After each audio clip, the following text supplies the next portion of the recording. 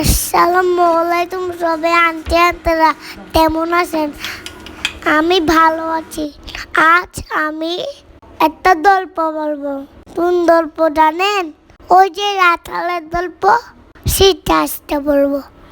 এক ছিল রাতাল। সে মাঠে দড় চড়াতো। প্রতিদিন দড় নিয়ে মাঠে যেত। দড়ের জন্য ঘাস কাটতো, কিন্তু বাঁশি বাজাত, কিন্তু তবু তার সময় থাকতো না।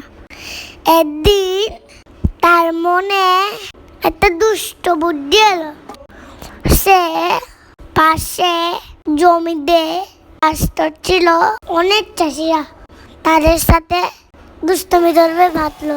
সে চিৎকার তুললো, বাধা শেষে, বাধা শেষে, বাধা শেষে। তখন চাষিরা দূরে এলো রাতালতে বাঁধের হাতে বাঁচাতে। এসে দেখলো কোনো বাত নেই। চাষি দেখতে দেখতে রাতাল হাসতে লাগলো।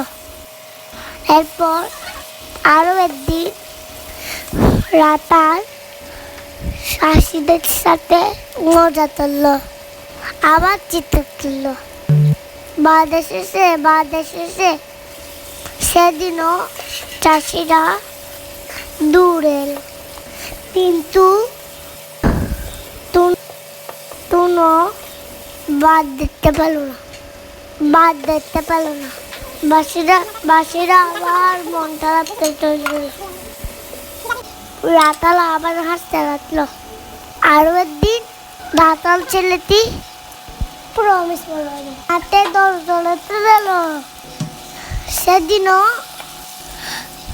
রাতাল চিৎকার করে ডাকলো, বাঁধে শেষে, বাঁধে শেষে, বাঁধে শেষে, আমাকে বাঁচাও।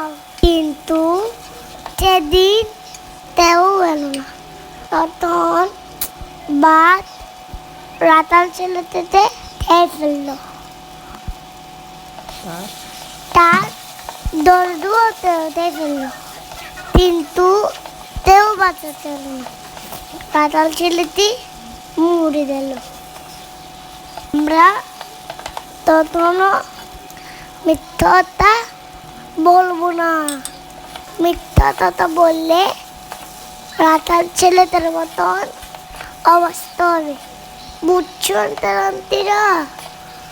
আমি মিথ্যা কথা বলি না, এজন্য মাম্মা আমাকে অনেক আদর দে, চকলেট দে।